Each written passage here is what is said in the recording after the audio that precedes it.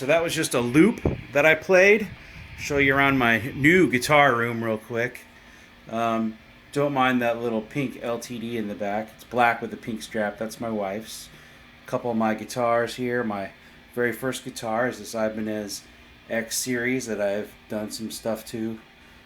I've bought and sold that guitar a couple times. And then a little tiny Ibanez guitar that is my my boys, my 6-year-old boys. So anyway, you can probably hear what's going on in here with the hiss from the amp. But what's cool about the looper was I was able to loop everything and then see how it sounded outside, and I could tell it's not maybe as loud as I thought. So a little bit of hiss and noise, but I think that's kind of normal. I would like a decimator, but as you can see from my pedal board, I didn't have a lot of space. I still might put something on there, or I'm thinking about building my own pedal board again. I've done that before a couple times, just so I can have things a little spaced a little bit easier for myself. So I got some new pedals. I can talk through some of these pedals that I have now as well. Just using the red channel right now to play some Alice in Chains riffs.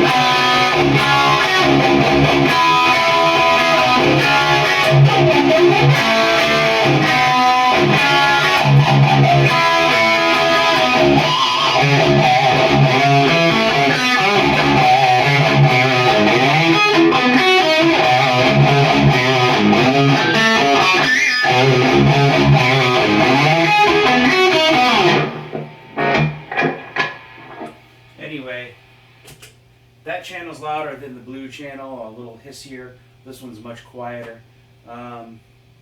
Just talk about my effects real quick. I love the flanger and the phaser, the EVH stuff. It sounds just like his stuff. There really is no difference. I mean, what he's using is the same thing. I do want to run through a couple things and talk about it real quick. I go through the wah first, which is a 535Q. I just basically set it to the Jerry Cantrell setting, and I like it. It's a good wah pedal. For that, for anything else, I like that I can adjust it if I ever want to. So.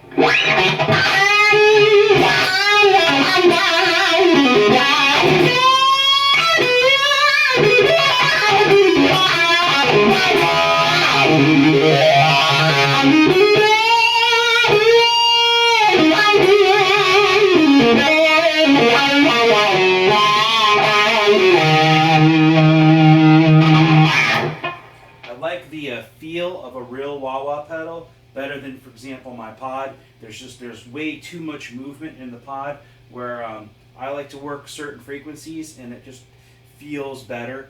I kind of would like if it was flatter. That's one of the reasons why I thought about doing another pedal board, because it could have a flat area and then the angled up area.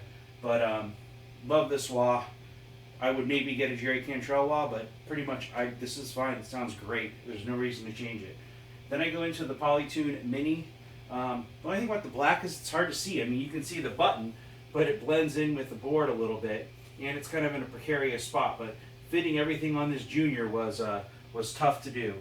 Then I go into the Boss Super Octave, and that is the only pedal that has a buffer in it, which I feel I need because I'm running maybe a 15-foot cable to the board and then a 20 or 25-foot cable after my phaser or after my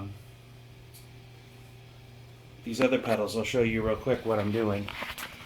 I go into the octave, then the flanger, then the phaser, and then sometimes I run straight into the amp. Sometimes I'm using these two new pedals I got, the Super Badass and the Exotic SL, which I like them both. They're little different flavors. The Badass has more gain on tap.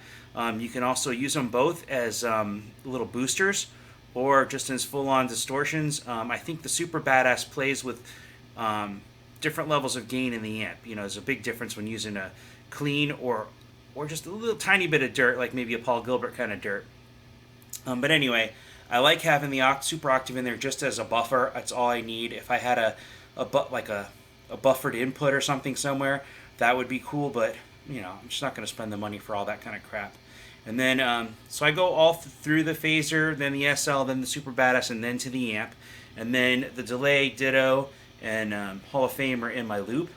And the reason that I do things this way is because I like having a big, nice, heavy pedal to be plugged into. Otherwise, I would plug into the tuner, but the tuner would just kind of, it would lean and it wouldn't feel flat on the board. Same thing with having the ditto last. I always use my reverb's pretty much always on, and so there's really no reason to like put the ditto after it. But I like having the Hall of Fame last just because if that cable gets moved, it's not going to make the Hall of Fame's not going to lean over a little bit to the left or anything. And I pretty much always use a plate reverb on there. For the flashback, I switch between the farthest two to the left, or counterclockwise, which is the 2290 or 20, whatever the really fancy one is, the very last one, or the analog one. I like the analog a lot for certain things, and I like the other one for certain things. And then I have a couple of delay settings kind of marked out for whatever I use. Like that one on the far, all the way to the left there is a slapback delay that I use with the analog for like the Van Halen stuff, which I'll show you. Ain't Talking About Love and Atomic Punk use those. So I'll play those real quick. But that's really my pedal board. I have a pod, and I promise I will do some pod videos. But I really got to go back through and put some stuff together. So many people have asked about 4-channel method, MIDI, stuff like that. So anyway, I'll play a couple Van Halen riffs so you can hear that analog delay, and then hopefully this video will turn out good.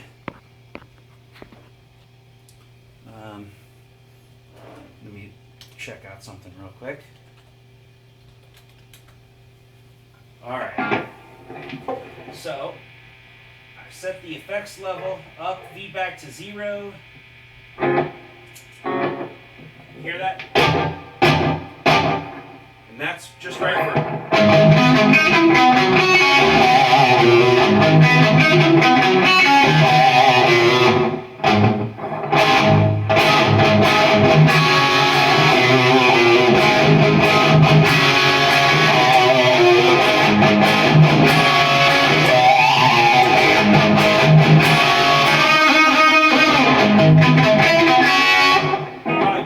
could probably be a little bit longer.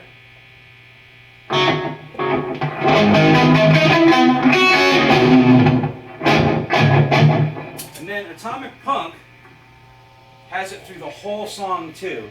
I think the delay's turned off in Ain't Talking About Love just for the little, you know. It isn't there, but he kicks it back in and starts doing the, which is with Flanger. And a lot of times people are using flanger when it should be phaser, or phaser when it should be flanger. But here, I like to have a lot of gain for this one too. Phaser, set at 9 o'clock. This little slap echo.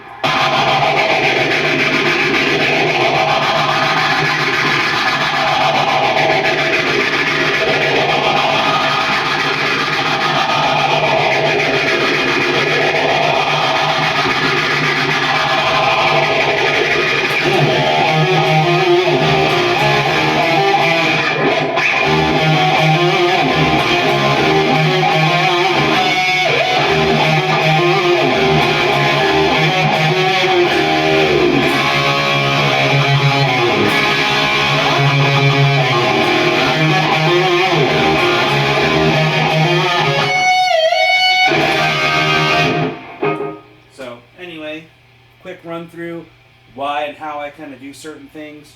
If you guys want to talk through anything or ask me any questions, just let me know. I do want to get to the Super Badass and the SL. I just didn't want to make a super long video. So I'll talk about those in another video just to give you a brief rundown of what I think of them and what works best. Alright, thanks guys.